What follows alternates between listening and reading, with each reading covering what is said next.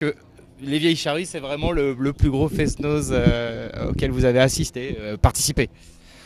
Si on considère ça comme un fest-noz, c'est effectivement un des plus gros fest-noz qu'on a fait. Ceci dit, on a fait des très beaux fest-noz qui étaient des petits fest-noz qui avaient tout autant d'importance parce que nous, on est nés dans le fest-noz traditionnel, on va dire, et la moindre occasion d'aller jouer, que ce soit dans un cabaret, un théâtre, une salle des fêtes ou un festival, pour nous, c'est le plaisir de jouer. Après, les dimensions, elles ne sont on constate ça, on prend du plaisir autant à jouer devant 500 personnes que devant, en l'occurrence, au Vieilles Charrues, on avait joué devant 55 000 personnes. Là, et pour le coup, c'était un gros fest-noz. Ouais. Comment on réagit? 55 000 personnes, c'est pas très naturel pour ce genre de musique finalement.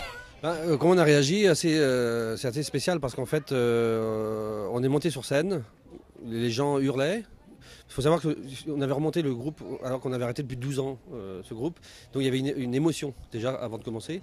On a mis 2-3 minutes avant de commencer la première note. Tellement nous-mêmes on était émus, quoi. Et émus par la reconstitution, par le fait d'être invité sur la grande scène des Vieilles Charrues. Il y avait Scorpion juste après. Et ensuite, voilà, donc c'est forcément 50 000 personnes. Si tu vas en mer, à la mer, et tu vois que la mer est agitée, ça fait le même effet. Je vois bien, ouais. Comment on peut parler de votre musique? Avec quel instrument finalement votre musique tourne? Est-ce qu'elle peut s'ouvrir à d'autres instruments celtiques ou elle doit être jouée avec un éventail d'instruments assez limité finalement? La musique des Guichens ou la musique traditionnelle? La musique des Guichens, ouais. Je sais de vous que j'entends aujourd'hui parler. La musique des Guichens se joue par les Guichens. Peu importe l'instrument en fait, c'est ça? C'est vrai qu'on joue en duo actuellement, mais il faut savoir qu'on a joué dans diverses formules. On a eu beaucoup de musiciens à tourner avec nous. On appelait ça Guichen Group à l'époque. Donc il y a eu des binious, des bombardes, des violons, des basses, batteries, des chanteurs.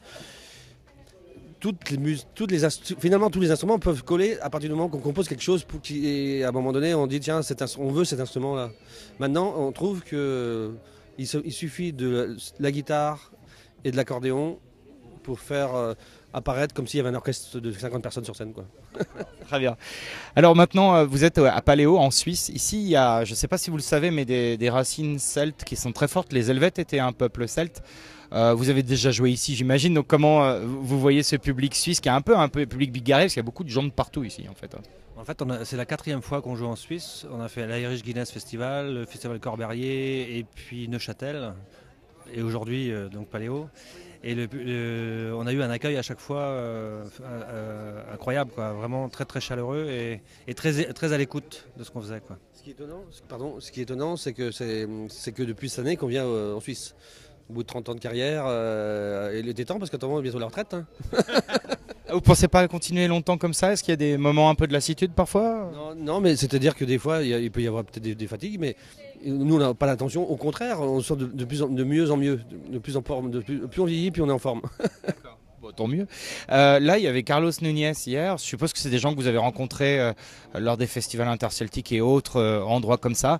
Y a-t-il une unité comme ça entre musiciens de musique celtique à travers l'Europe essentiellement, mais il y en a aussi ailleurs, on sait. On se croise en fait, on se connaît pas tous, mais on se croise et effectivement il y a une espèce de fraternité en tout cas.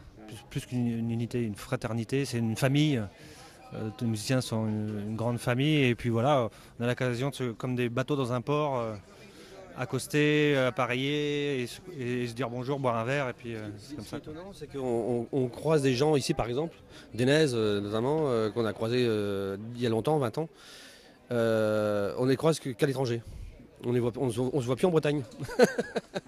Donc, voilà, votre vie est ailleurs maintenant. Voilà. C'est vrai que mais nous ça nous plaît. On a fait pas mal de tours, je dis pas le tour du monde, mais on a fait beaucoup de pays dans le monde, que ce soit Cambodge, Pakistan, États-Unis, l'Europe. Mais ceci dit, c'est toujours un plaisir. On veut bouger. On est les Bretons, c'est comme les Irlandais. Tous les Celtes aiment bien naviguer, partir un peu comme tous les marins, quoi. Merci les frères Guichen et bon concert ce soir.